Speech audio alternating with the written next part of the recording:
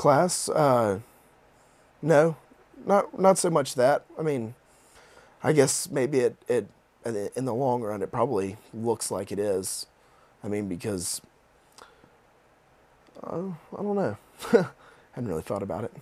The reality of the matter is you do have people that have either more or they have access to more than other people who are on the ground, who live in poverty-stricken environments and who are seeking change and upward mobility like everybody else in America. I mean, that's part of the American dream, I thought. Central High School serves what is known as the Western Cluster.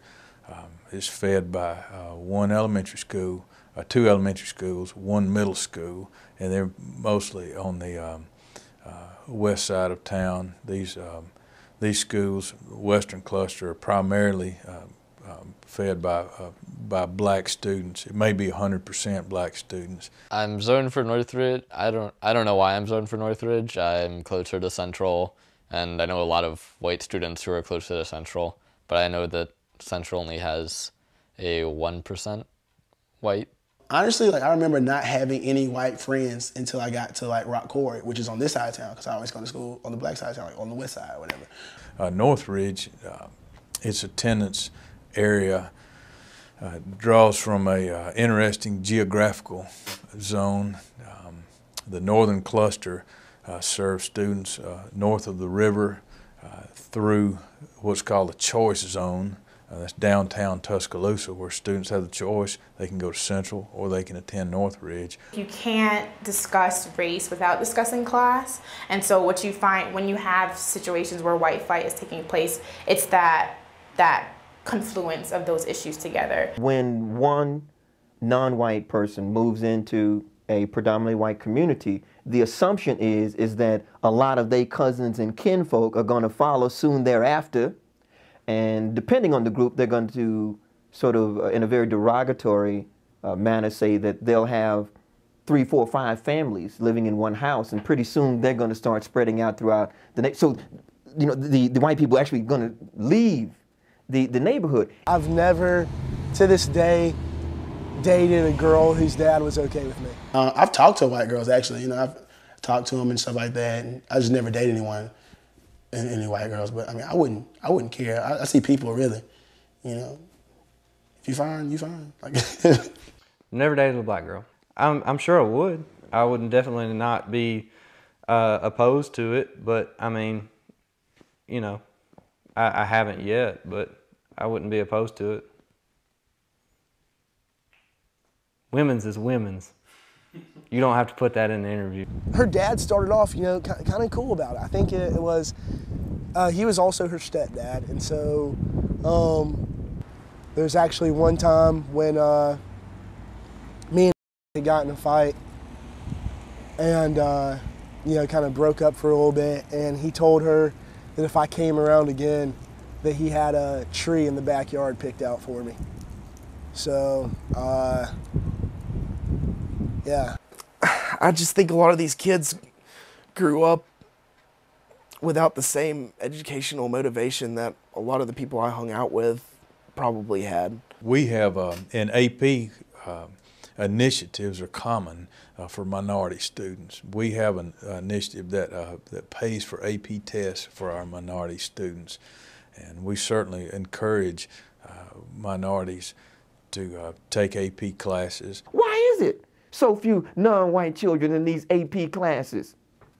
Look at the dropout rate for the Chicano population in this country.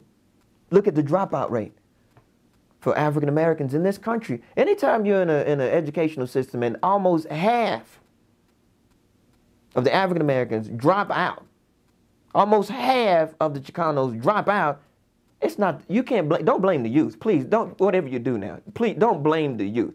There's something wrong with the adults who set up the janky and jacked up educational system in the first place. You know, my mom was telling me about one little kid that was in my first grade class that whenever she would congratulate, or cheer him on for reading or whatever she was teaching him, that he would smile like he had never been, congratulated in his lifetime. No one's getting them to move on educationally as strong as they could, then that's where the separation is right there, Some folks have not fathomed how it would feel to be a young African American, Latino or Chicano, Asian American, Native American student in mainstream, predominantly white school settings, you hear nothing about your culture. So I think fundamentally, a lot of the white teachers and white students, they have more of an impetus to actually come to, they're seeing images that look like them. They have models for their life.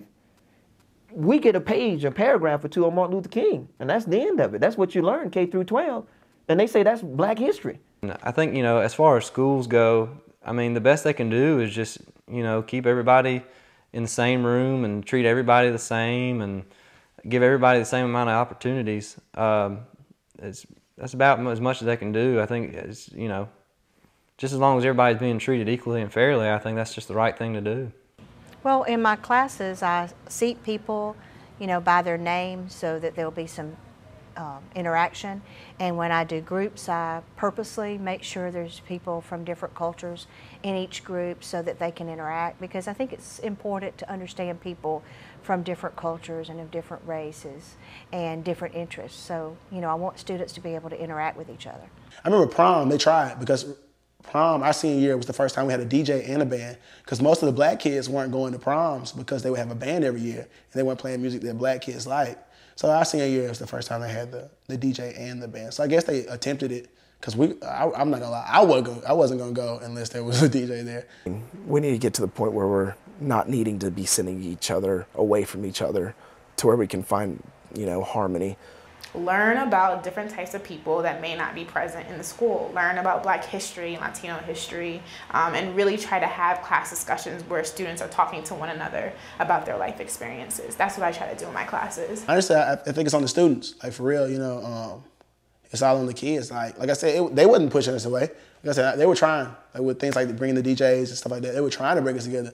I don't know, it starts with the kids. You really can't make anybody hang out with who they want to hang out with or do what they want to do, because it's only going to push them away. Let me say this in closing. The only way, you see, that we can truly change the world is by opening ourselves to change.